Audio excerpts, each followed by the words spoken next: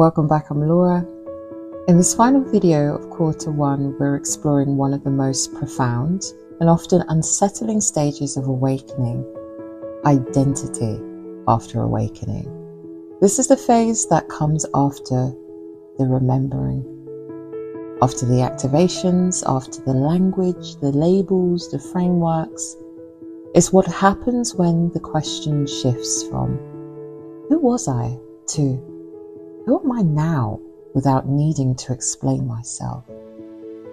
When the old labels stop fitting. Many people enter awakening through identity. Starseed, light worker, healer, grid worker, messenger. These identities are not wrong. They act as bridges, helping you remember and orientate yourself. But there comes a point when the bridge is no longer needed. And when that happens, people often feel untethered, quietly unsure, less interested in explaining themselves, less driven to prove or perform spirituality. This can feel like confusion. It isn't.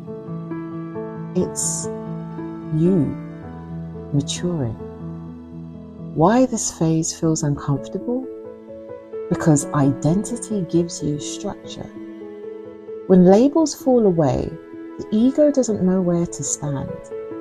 You may notice less desire to talk about your journey, a feeling of being between versions, a quiet confidence that doesn't need validation, a loss of interest in spiritual performance. Nothing is wrong here. This is the nervous system, psyche, and soul integrating into being rather than becoming. Awakening was the beginning, not the destination. Awakening often feels dramatic. Identity after awakening feels less ordinary. And that's the point. You're learning how to carry higher awareness into conversations, into your work, into your relationships, into rest and silence. This stage is not about expansion. It's about coherence. Letting go of starseed as a personality. This can be confronting. So let's talk about it gently. You don't stop being a starseed. You stop leading with it. It just becomes your frequency, not your identity. And when this happens, you no longer need to announce who you are to anyone. Your presence speaks louder than any explanation. Your boundaries become crystal clear, and your choices feel quieter but more certain. This is embodied confidence. You're not losing your purpose. It's a common fear in this stage that if I don't know who I am, how will I know what to do? How will I know how to explain it to people? Purpose does not disappear when identity dissolves.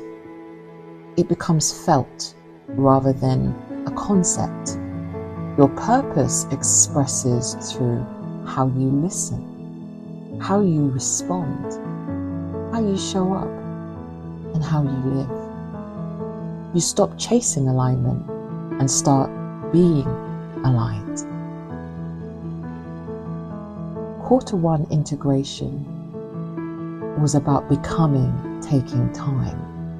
And this quarter has been about learning how to stay, not to rush, not to perform, not to define too early.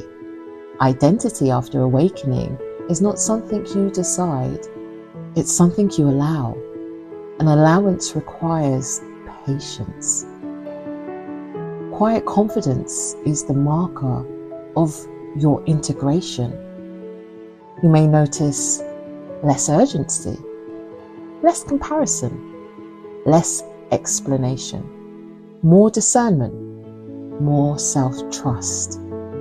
It's not withdrawal. This is sovereignty. You don't need to convince anyone of who you are becoming. You're just becoming it.